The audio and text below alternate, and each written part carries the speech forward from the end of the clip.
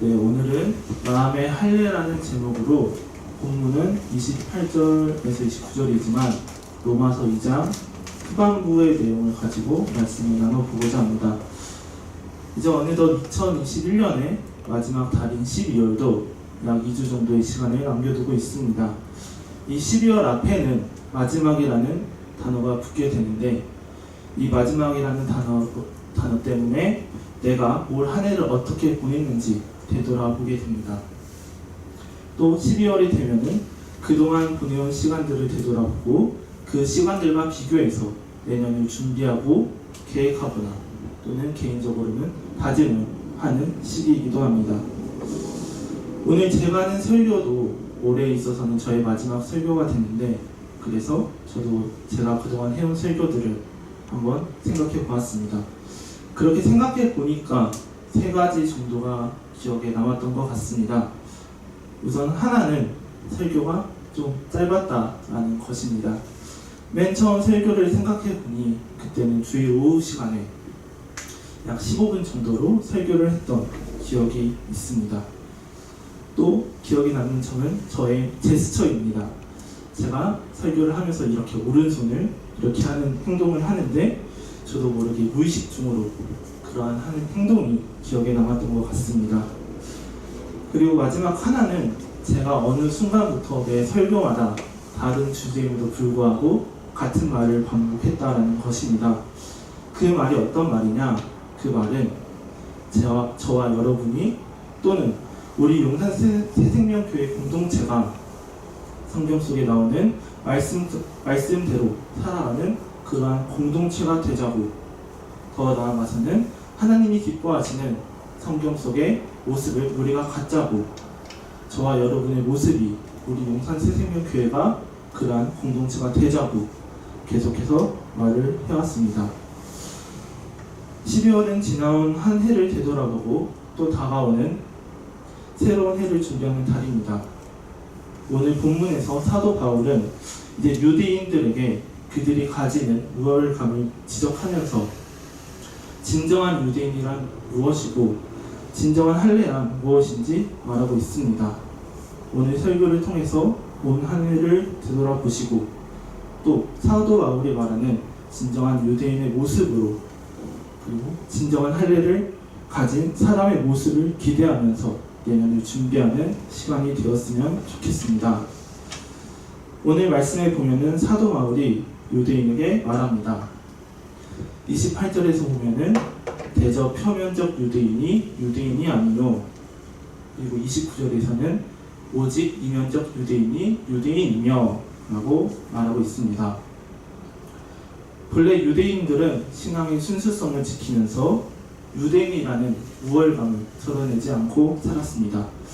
북이스라엘과 남유다가 멸망한 후에 포로가 된 유대인은 하나님의 역사하심으로 예루살렘으로 귀환하게 되었고 예루살렘으로 귀환하면서 과거를 회상했습니다. 그리고 이 자신의 나타난 이 고통이 하나님의 말씀을 저버리고 불순종했기 때문이라고 생각을 했습니다. 그렇기 때문에 그들은 하나님의 말씀에 철저하게 순종하기로 마음을 먹고 그러한 삶을 계속해서 살아왔습니다. 하지만 그들의 신앙은 시간이 점점 흐르면서 변질되었고 말씀에 순종하기로 한 삶이 말씀의 본질에서는 멀어지고 그저 형식적인 신앙에 치우치게 되었습니다. 그리고 더 나아가서는 그러한 모습을 남에게 보여주면서 남에게 높임받기를 좋아했습니다. 그리고 그러한 모습이 로마서 2장 17절에서 20절에 나타나고 있습니다. 제가 읽겠습니다. 유대인이라 칭하는 내가 율법을 의지하며 하나님을 자랑하며 율법의 교훈을 받아 하나님의 뜻을 알고 지극히 선한 것을 좋게 여기며 내가 율법에 있는 지식과 진리의 비밀을 가진 자로서 소경의 길을 인도하는 자요 어둠에 있는 자의 빛이요 어리석은 자의 풍도요 어린아이의 선생이라고 스스로 믿으니. 이제 유대인들이 율법을 가지고 있다는 사실에 자부심을 느끼며 하나님을 자랑하고 하나님의 뜻을 알며 그 뜻에 따른다고 말하면서 또 맹인에게는 길을 인도하는 사람이 되고 어둠에 있는 자에게는 빛이 된다고 말하고 또 어린아이에게는 선생님이 되고 어리석은 자에게는 교사가 된다고 스스로 그렇게 믿고 있다고 사도 바울은 말하고 있습니다. 이제 유대인에게는 자신들이 유대인임을 나타내는 그 징표가 두 가지가 있는데 하나는 방금 말한 율법이고 다른 하나는 할례입니다. 유대인들은 자신들이 율법을 알고 지켰기 때문에 스스로를 의롭다고 생각했으며 또 할례를 통해서 아브라함의 후손임을 나타냈기 때문에 천국에 이른다고 생각했습니다. 하지만 사도 바울은 그들의 생각이 잘못된 것임을 말하면서 그들의 문제점을 지적하고 있습니다. 유대인들은 율법을 통해서 하나님이 무엇을 기뻐하시는지 알고 있었고 또 하나님 앞에 무엇이 선한 일인지 알고 있었습니다. 그래서 그들은 남에게 가르치는 데 열심이었습니다. 또 다른 사람을 인도하는 교사라고 스스로 믿고 말했습니다. 하지만 문제는 남을 가르치는 유대인들이 과연 그렇게 살았냐라는 것입니다. 그리고 바울은 21절에서 또 22절에서 유대인들이 그렇게 살지 않았다라고 말하고 있습니다. 21절부터 제가 읽겠습니다. 그러면 다른 사람을 가르치는 내가 내 자신을 가르치지 아니하느냐? 도적질 말라 반포하는 내가 도적질하느냐? 가능하지 말라 말하는 내가 가능하느냐? 우상을 가증히 여기지 말라는 내가 신사 물건을 도적질하느냐? 유대인들은 사람들에게 율법을 자랑하고 그 율법을 가르쳤음에도 불구하고 그들이 그러한 모습을 가지지 못했습니다. 오히려 도둑질하고 가늠하고 또 우상을 가증히 여김에도 불구하고 그 물건을 훔쳤다고 말하고 있습니다. 이는 그들의 말과 그들의 삶이 일치하지 않았던 것이면서 또 더 나아가서는 하나님의 말씀과 그들의 삶이 일치하지 않았던 것입니다. 이러한 유대인을 통해서 우리는 알 수 있습니다. 그것은 남을 가르치기 전에는 먼저 나 스스로를 가르쳐야 하고 내가 먼저 말씀과 일치되는 삶을 살아가야 한다는 것입니다. 또 오늘날 우리에게는 이 교회 속에서의 이 모습이 교회에서 멈추는 것이 아닌 삶 속에서도 이어져 가야 한다는 것입니다.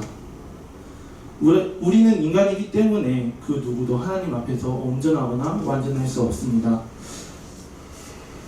그렇기에 더욱더 우리는 이 성경 속에 많은 교훈과 말씀을 우리 자신에게 적용하고 나 스스로 받아들이도록 노력할 필요가 있습니다. 이는 저와 성도님들에게도 마찬가지인 것 같습니다. 저 스스로를 되돌아봤을 때에도 제가 이렇게 이 자리에서 말씀을 전함에도 불구하고 또 그동안의 말씀을 전했음에도 불구하고 지금의 말씀처럼 그동안의 말씀처럼 살아가지 않을 때가 많았습니다. 신학생과 전도사라는 그러한 삶보다는 그저 학생으로서 살아갈 때가 오히려 더 많았던 것 같습니다. 그렇기 때문에 우리는 먼저 나 스스로를 되돌아봐야 할 것입니다. 형식적인 것에 치우쳐서 율법을 자랑하고 가르침에도 불구하고 그렇게 살아가지 못하는 유대인의 모습이 오늘날 내가 교회를 다니고 예배를 드림에도 불구하고 삶 속에서는 그와 다른 삶을 살아가는 것은 아닌지, 혹은 성경에 나온 그 말씀과는 내가 다르게 살아가고 있는 것은 아닌지 되돌아봐야 할 것입니다. 저와 우리 용산 새생명교회 성도님들 모두 예배와 삶이 일치하는 삶, 또 성경 속의 말씀과 일치하는 삶 살아가기를 간절히 바라겠습니다. 네. 23절에서 24절 말씀 제가 읽겠습니다. 율법을 자랑하는 내가 율법을 범함으로 하나님을 욕되게 하느냐? 기록된 바와 같이 하나님의 이름이 너희로 인하여 이방인 중에서 모독을 받는도다. 자녀는 부모의 거울이라는 말이 있습니다. 자녀는 부모로부터 많은 영향을 받고 자랍니다. 그렇기 때문에 그 자녀를 보고 부모님을 평가하는 상황이 종종 있곤 합니다. 이는 종교에서도 마찬가지입니다. 율법을 가르치지만 율법과는 다른 삶을 살아가는 유대인들을 보고 이방인들이 그 종교의 신인 하나님을 모독하고 욕했다라고 성경은 말하고 있습니다.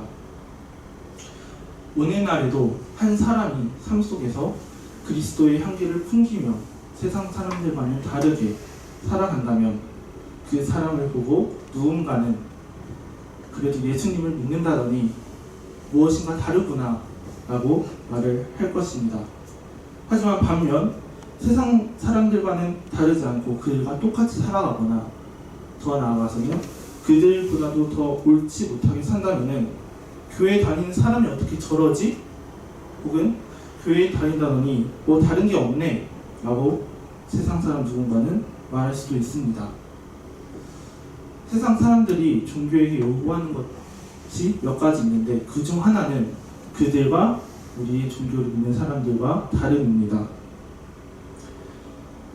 만약 우리가 세상 속에서 그리스도인의 향기를 풍기고 그들과 다르게 구분되게 살아간다면 그 사람을 통해서 우리를 통해서 하나님은 영광을 받으실 수 있을 것입니다.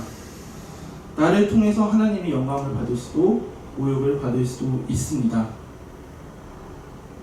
그렇기 때문에 우리는 삶 속에서도 그저 살아가는 것이 아닌 그리스도인으로 살아가야 되고 그리스도인의 향기를 풍기며 세상 사람들과는 다르게 살아가야 할 것입니다. 저와 용산새생명교회 성도님들 모두 하나님에게 영광이 되는 그러한 삶을 살아가기를 간절히 바라겠습니다. 25절에서 26절 말씀 읽겠습니다. 내가 율법을 행한즉 할례가 유익하나 만일 율법을 범한즉 내 할례가 무할례가 되었느니라. 그런즉 무할례자가 율법의 제도를 지키면 그 무할례를 할례와 같이 여길 것이 아니냐. 이제 유대인이 자신을 나타내는 증표가 두 가지였는데 하나는 율법이었고 다른 하나는 할례였습니다. 이 할례는 창세기에 등장을 하는데 하나님께서 아브라함에게 나타나셔서 아브람이라는 이름을 아브라함이라고 부르시고 그 아브라함을 여러 민족의 아버지가 되게 하시며 심히 번성하게 하고 또 가나안 땅을 기업으로 주어 삼게 하고 아브라함과 그 자손이 번성하며 그들의 하나님이 되겠다고 하나님께서 말씀하시면서 그 언약의 표징으로 그 포피를 베라고 하나님께서 말씀하셨습니다. 즉 할례는 하나님께서 명령하신 것이고 하나님과 아브라함 그리고 하나님과 이스라엘 사이의 언약의 징표였으며 이스라엘이 하나님께 선택되어 언약을 맺은 백성으로 하나님에게 순종하고 헌신하겠다는 약속의 상징이었습니다. 근데 25절에서는 세상 사람들과 구분되는 표시이자 구원받았다는 징표 또 하나님을 섬기겠다는 신앙의 고백인 그 할례가 유의미하기 위해서는 할례의 전제 조건이 충족되어야 한다고 말하고 있습니다. 그리고 그것이 율법을 행하는 것이다 라고 말하고 있습니다. 말씀을 지키지도 않고 율법을 지키지도 않고 행하지도 않는다면 할례를 했더라도 그 할례는 무할례가 된다라고 성경은 말하고 있습니다. 사람이 누군가 거래를 하거나 누군가 계약서를 쓰게 되면은 사인이나 도장을 하게 되는데 사인을 하고 도장을 찍는 거에서 끝나는 것이 아닌 그 사람에게는 그 계약서의 내용을 이행해야 하는 의무가 따르게 됩니다. 만약에 사인을 찍고 도장을 찍었음에도 불구하고 그 사람이 그 계약서의 내용을 이행하지 않는다면 그 계약은 마치 무효한 것처럼 계약을 하지 않는 것처럼 진행될 것이며 더 나아가서는 그것은 계약을 위반하게 되는 행동이 되는 것입니다. 마찬가지로 바울은 말합니다. 할례자가 율법을 지키지 않거나 행하지 않는다면은 그들이 할례를 했더라도 할례를 하지 않는 사람처럼 되고 그에 비해서 무할례자라 할지라도 그들이 할례를 받지 않았더라도 율법을 지켜 행한다면은 그들이 할례를 받은 자가 된다라고 말하고 있습니다. 율법을 지킨다는 것은 순종하는 것입니다. 말씀을 알고 배우는 것에서 멈추는 것이 아니라 그 말씀을 하나님의 말씀을 삶 속에서 행하며 살아가는 것입니다. 그 말씀에 순종하며 살아가는 것입니다. 이 순종은 나보다 하나님이 우선되는 경우에만 가능합니다. 만약에 내가 하나님보다 먼저 된다면 순종할 수 없을 것입니다. 만약 내가 우선된 상태에서 순종을 하더라도 그 순종은 오래 지속되지 않을 것입니다. 삶 속을 살아가다 보면은 순종할 수 없는 것 같은 상황이 있습니다. 때로는 나의 생각과 경험이 맞는 것 같은 상황도 있습니다. 또 때로는 순종을 하더라도 결과가 좋게 나타나지 않을 때가 있습니다. 하지만 그럼에도 불구하고 하나님에게 순종함으로 나아간다면 하나님께서는 그 사람을 위해서 일하시고 역사하실 것이며 하나님이 예비하신 길로 이끌어 주실 것입니다. 저와 우리 용산 새생명교회 성도님들 모두 하나님의 말씀에 순종하는 삶 살아가기를 간절히 바라겠습니다. 28절에서 29절 읽겠습니다. 대저 표면적 유대인이 아니요 표면적 육신의 할례가 아니라 오직 이면적 유대인이며 할례는 마음에 할지니 신령에 있고 의문에 있지 아니한 것이라. 그 칭찬이 사람에게서가 아니요 다만 하나님에게서니라. 그렇게 사도 바울은 말합니다. 유대인으로 태어났다고 해서 참 유대인이 아니고 육체적으로 할례를 받았다고 해서 참 할례가 아니라고 사도 바울은 말하고 있습니다. 율법을 형식적으로 대하는 것이 아닌 말씀대로 살아가는 사람이 참 유대인이고, 알고 가르치는 것에서 멈추는 것이 아닌 그 말씀을 행하고 말씀을 지키며 살아가는 사람이 참 유대인이며, 율법에 의한 할례가 아닌 영에 의한 할례, 신령에 의한 마음의 할례가 참 할례라고 사도 바울은 말하고 있습니다. 그리고 그렇게 말을 할 때, 그렇게 행할 때 사람들에게 자랑을 하던 유대인들과는 다르게 하나님으로부터 칭찬을 받는다라고 성경은 말하고 있습니다. 사람 중에는 그 누구도 칭찬을 싫어하는 사람이 없을 것입니다. 누군가로부터 수고했다거나 잘했다거나 정말 고생 많았다고, 혹은 너가 있어서 정말 잘 됐다고 칭찬을 받는다면 그 칭찬으로도 매우 기분이 좋고 그 칭찬의 기억을 계속해서 가지고 나갈 것입니다. 사람으로부터 받는 칭찬도 이렇게 기분이 좋은데 하나님에게 수고했다고, 너가 나를 기쁘게 했다고 칭찬을 받는다면 그 기분과 감동은 상상을 할 수도 없고 또 살면서 그보다 더 큰 칭찬이 없을 것입니다. 마음의 할례를 하고 말씀대로 살아가는 참 유대인에게 하나님은 칭찬하십니다. 저와 우리 용산 새생명교회 성도님들 모두 그러한 참 유대인이 되고 마음의 할례를 함으로써 하나님에게 칭찬받는 개개인이 되며 칭찬받는 공동체가 되고 칭찬받는 용산 새생명교회가 되기를 간절히 바라겠습니다. 당시의 로마는 크고 위대한 도시였습니다. 로마는 세계 무역의 중심이었고 외교의 중심이었습니다. 그곳에 있는 로마 교회도 그렇게 로마가 강성하고 위대한 도시였기 때문에 로마 교회도 위대한 교회 문화라고 생각할 수 있지만 그 교회는 그렇지 않았습니다. 로마에 있는 교회는 그 로마 당시 사회와 종교적으로 또 가치관적으로 매우 달랐기 때문에 교회는 연약했고 로마에 있는 그리스도인들은 로마로부터 핍박을 받았습니다. 이는 오늘날 우리에게도 마찬가지인 것 같습니다. 우리의 사회는 급속도적으로 엄청난 발전을 하고 있지만 시간이 지날수록 교회는 핍박당하고 있고 또 코로나19 상황이 되면서 사회로부터, 언론으로부터, 매체로부터 매우 많이 언급되고 또 핍박받고 모욕당하고 있습니다.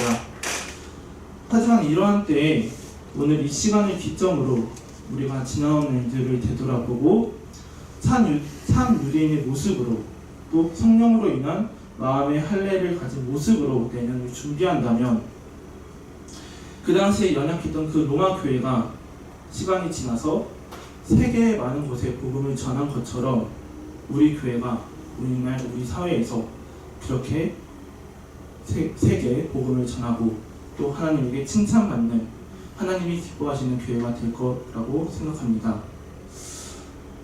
저와 여러분들이 그리고 우리 용산시 생명교회가 그러한 모습을 가지길, 또 그러한 모습으로 내년을 준비해 나가길 간절히 바라겠습니다. 아멘.